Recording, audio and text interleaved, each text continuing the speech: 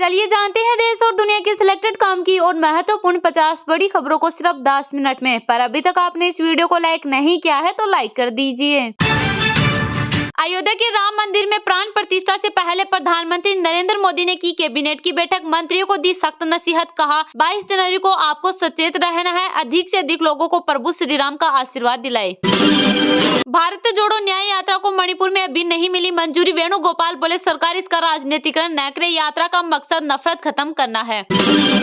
मालदीव में राष्ट्रपति मुइज्जू के खिलाफ अविश्वास प्रस्ताव की मांग, विदेश मंत्री संसद में हुई तलब, विपक्ष ने कहा रिश्ते सुधारे सरकार खामियाजा भुगतना मुश्किल होगा। करणपुर में हार के बाद सुरेंद्र पाल टीटी ने मंत्री पद से दिया इस्तीफा, कांग्रेस प्रत्याशी ने 11,000 वोटों से हराया, एमएलए चुने जाने से पहले बनाए गए थे मंत्री। मध्य प्रदेश के पूर्व मुख्यमंत्री शिवराज सिंह चौहान का फिर छलका दर्द, कहा सीएम पद से हटे तो होर्डिंग से फोटो भी गायब। इंडिगो ने सीटों के लिए तय किए रेट्स, फ्रंट विंडो सीट के लिए रुपए 2,000 एक्स्ट्रा लगेंगे। पिछले हफ्ते एयरलाइन ने फ्यूल चार्ज वसूलना किया था बंद।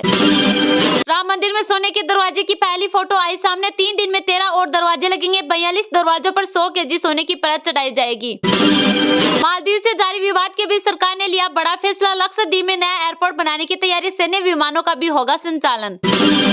मोहम्मद शमी के करियर में जुड़ी एक और बड़ी उपलब्धि, अर्जुन पुरस्कार से सम्मानित हुआ भारतीय गेंदबाज, वर्ल्ड कप 2023 में जमकर भर पाया था कहर। कांग्रेस नेता की भारत जोड़ो न्याय यात्रा पर बीजेपी के राष्ट्रीय प्रवक्ता शहजाद पूनावाला ने कसा तंज, कहा राहुल गांधी को रिलॉन्च और रीब्रांड करना कांग्रेस का मकसद। Vibrate Gujarat global summit 2024, PM Modi ने ग्लोबल ट्रेड शो का किया उद्घाटन, शाम को यूएई प्रेसिडेंट के साथ रोड शो होगा। हिमाचल में 36 दिन गांव में दिखेगी कांग्रेस सरकार, जन जन तक पहुंचाएगी योजनाएं, बीजेपी भी राममय और मोदीमय माहौल बनाने में जुटी। सीएम ममता बनर्जी बोली लोकसभा चुनाव से पहले मंदिर उद्घाटन, बीजेपी की चाल में ऐसे उत्सवों को सपोर्ट नहीं करती जो दूसरे समुदायों को शामिल न करें।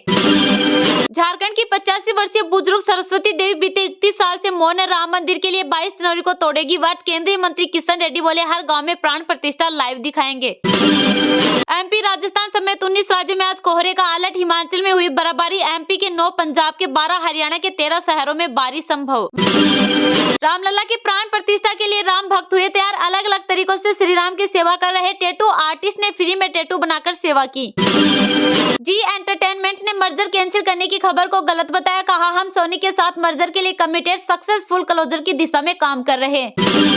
प्रेसिडेंट फारूक अब्दुल्ला बोले आर्टिकल 370 हम नहीं महाराजा हरि सिंह लाए, उन्हें डर था विभाजन के बाद पंजाब के लोग जम्मू कश्मीर आ जाएंगे। 22 जनवरी को यूपी में बंद रहेंगे स्कूल कॉलेज, नहीं बिकेगी शराब, रामलला की प्राण प्रतिष्ठा पर सीएम योगी का बड़ा ऐलान। देश में पिछले 24 घंटे में कोरोना के 475 नए मामले आए सामने, मुंबई में मिले नए वेरिएंट, जैन फर्स्ट के 19 मरीज, नई एडवाइजरी जारी। सीएम एकनाथ शिंदे बोले बाला साहेब होते तो मोदी की पीठ थपथपाते, राम मंदिर आर्टिकल 370 हटाना उन्हीं का सपना था, पीएम की वजह से साकार हुआ। खालिस्तानी आतंकी पन्नू ने फिर उगला जहर, राम मंदिर पर विवादित बयान देकर मुसलमानों को भड़काने की कोशिश, भारत में उर्दूस्तान बनाओ। कलेजियम प्रणाली के खिलाफ याचिका पर होगी सुनवाई, सीजेआई बोले इसके लिए बनानी होगी एक खंडपीठ। विधायकों की अयोग्यता पर फैसले से पहले उद्धव ठाकरे गुड आईसी पहुंचा, कहा स्पीकर का सीएम शिंदे से मुलाकात करना गलत है। राजनीतिक पार्टियां जनता से बड़े बड़े वादे करती है, मुफ्त की गारंटी बनी वित्तीय बोझ, सरकार चलाने के लिए कर्नाटक के पास नहीं है पैसे। रवि किशन की तरफ मत देखिए, उन्हें बुरा लगे तो लगे, पीएम मोदी ने गोरखपुर के शिल्पकार से की बात, बोले जो सच हो उसे बताइए। भारत विरोधी बयान के बाद अब मालदीव की राजनीति में आया भूचाल, राष्ट्रपति मुइज्जू के खिलाफ अविश्वास प्रस्ताव लाने की तैयारी। केंद्रीय मंत्री बोले बंगाल में जंगल राज, टीएमसी बोली कानून व्यवस्था भाजपा शासित राज्यों से बेहतर, कोलकाता सबसे सुरक्षित, ईडी पर हमले के बाद उठे सवाल। जेसीसीजे का हो सकता है बीजेपी में विलय, दिल्ली में अमित जोगी ने की गृह मंत्री अमित शाह से मुलाकात, कार्यकर्ताओं को निर्णय का इंतजार। भारत मालदीव विवाद पर कांग्रेस अध्यक्ष मल्लिकार्जुन खड़गे बोले पीएम मोदी हर बात को निजी तौर पर ले लेते हैं, राजदूत को किया तलब। देश के पूर्व पीएम राजीव गांधी से जब मालदीव के राष्ट्रपति ने कहा था सर आतंकियों से देश बचा लीजिए, कहानी ऑपरेशन कैक्टस की। अयोध्या के सरयू तट पर विराजेंगे 1008 नर्मदेश्वर शिवलिंग। राम नाम महायज्ञ 14 जनवरी से होगा शुरू। 100 एकड़ में बसा कुटी और तंबुओं का शहर। इंडिया में सीट शेयरिंग पर फंसा पेंच। बंगाल में कांग्रेस को 2 सीटें देने पर ममता अड़ी। जेडीयू बोली हमारी 17 सीटें, इस पर समझौता नहीं। भारतीय सिंगर सुचेता सतीश ने बनाया वर्ल्ड रिकॉर्ड। दुबई के कॉन्सर्ट में 140 भाषाओं में गाया गाना। ऑल इंडिया रेडियो ने शेयर किया वीडियो। हिजाब न पहनने पर ईरानी महिला पर 74 कोड़े बरसाए। 24,000 का जुर्माना लगा। पुलिस बोली बिना सिर ढके पब्लिक पैलेस पर घूम रही थी। जेडीयू ने लिया क्लियर कट फैसला। 16 से कम सीटों पर नहीं गलेगी इंडिया के साथ दाल। चौधरी बोले अब देर की तो इससे इंडी गठबंधन को नुकसान होगा। जिन्होंने राम के अस्तित्व को नहीं माना उनको बुलाना ठीक नहीं। आचार्य सत्येंद्र दास बोले जो खुलकर अपने को बीफ खाने वाला बता रहा हो उसे निमंत्रण दे। लेट फॉर जॉब केस में ईडी की नई चार्जशीट। लालू यादव की एक और बेटी हेमा समेत 7 को बनाए आरोपी। 16 जनवरी को होगी सुनवाई। खुशखबरी, फ्लिपकार्ट की धमाकेदार रिपब्लिक डे सेल का ऐलान। मिलेगा बम्पर डिस्काउंट। बेहद सस्ता हुआ आईफोन खरीदना। ईडी डायरेक्टर राहुल नवीन समेत 11 अधिकारियों का पद हुआ अपग्रेड। पीएम मोदी की अध्यक्षता में नियुक्ति समिति ने लिया निर्णय। राम मंदिर प्राण प्रतिष्ठा महोत्सव। दीपावली की तरह बड़ी दियों की मांग। 1,500 से ज्यादा ध्वजा पूजन सामग्री की नई दुकानें खुली। तमिलनाडु में रुपए 42,700 करोड़ निवेश करेगा Adani group. Adani green energy सबसे ज्यादा रुपए 24,500 करोड़ का इन्वेस्टमेंट करेगी। गणतंत्र दिवस को लेकर केंद्र पर भड़के सीएम भगवत मान। बोले शहीदों की झांकी रिजेक्ट करने वाली ये कौन होते हैं, गांव-गांव तक लेकर जाएंगे। रोहिंग्या और बांग्लादेशियों को यूपी में अवैध तरीके से बसाने वाले अबू सालेह को यूपी एटीएस ने किया गिरफ्तार। आतंकी गतिविधियों को दे रहा था अंजाम। हज उमरा सम्मेलन में शामिल हुई केंद्रीय मंत्री स्मृति ईरानी। हज यात्रियों के लिए सुविधाओं पर की चर्चा। शिवराज सिंह चौहान की मोहन सरकार को खुली चेतावनी। बैंड वालों से बोले बचाओ बैंड, कोई रोकेगा तो मैं देख लूंगा। ब्रिटेन दौरे पर राजनाथ सिंह को दिया गया guard of honour. Mahatma Gandhi की प्रतिमा के पास जाकर दी श्रद्धांजलि।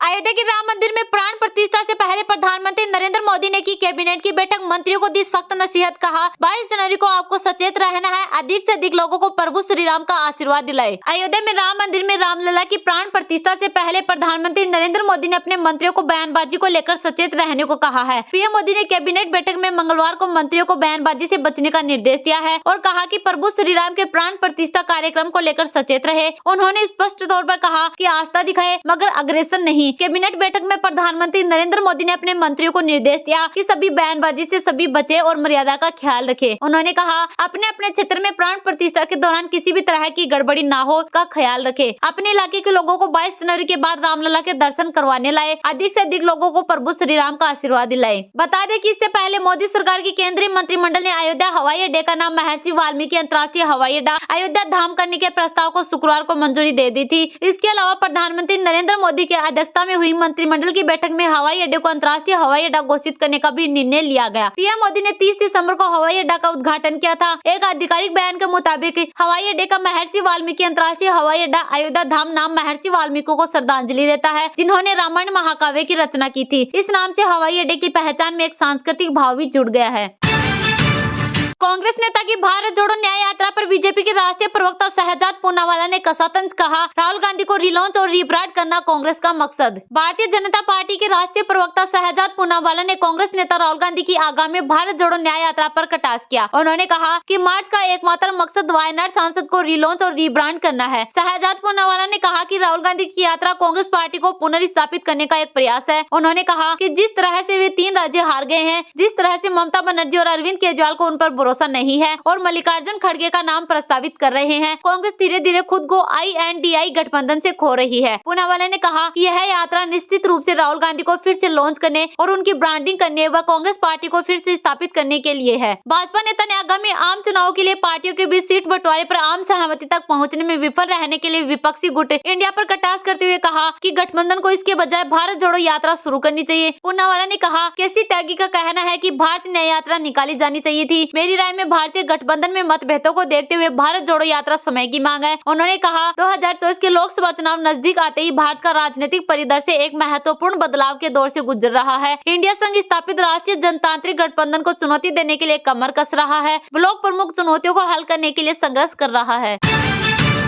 मोहम्मद शमी के करियर में जुड़ी एक और बड़ी उपलब्धि, अर्जुन पुरस्कार से सम्मानित हुआ भारतीय गेंदबाज। वर्ल्ड कप 2023 में जमकर बरपाया था कहर। टीम इंडिया के स्टार तेज गेंदबाज मोहम्मद शमी को अर्जुन अवार्ड से सम्मानित किया गया है। शमी इस प्रतिष्ठित अवार्ड को पाने वाले 46वें भारतीय पुरुष क्रिकेटर हैं। शमी का प्रदर्शन वर्ल्ड कप 2023 में बेहद शानदार रहा था और उन्होंने टूर्नामेंट में सबसे ज्यादा विकेट अपने नाम किए थे। शमी ने 7 मैचों में कुल 24 विकेट निकाले थे। भारतीय टीम के तेज गेंदबाज मोहम्मद शमी को देश के प्रतिष्ठित अर्जुन अवार्ड से सम्मानित किया गया है। राष्ट्रपति द्रौपदी मुर्मू ने मोहम्मद शमी को अर्जुन अवार्ड से सम्मानित किया। शमी का प्रदर्शन पिछले कुछ सालों में कमाल का रहा है। भारत की धरती पर खेले गए विश्व कप में शमी ने टीम इंडिया को फाइनल तक पहुंचाने में अहम किरदार निभाया था। मोहम्मद शमी के लिए वर्ल्ड कप 2023 किसी सपने के सच होने से कम नहीं रहा था। शमी ने गेंद से जमकर कहर बरपाया था और वह टूर्नामेंट में सर्वाधिक विकेट लेने वाले गेंदबाज रहे थे। शमी ने विश्व कप में खेले गए सिर्फ 7 मैचों में 24 विकेट अपने नाम किए थे और दुनिया भर के बल्लेबाजों की नाक में दम किया था। शमी ने न्यूजीलैंड के खिलाफ खेले गए सेमीफाइनल मैच में 7 विकेट चटकाए थे। वहीं भारत की ओर से 50 ओवर के विश्व कप में सर्वाधिक विकेट लेने का रिकॉर्ड भी शमी के नाम दर्ज हो गया है। शमी ने इस मामले में जहीर खान को पीछे छोड़ा था।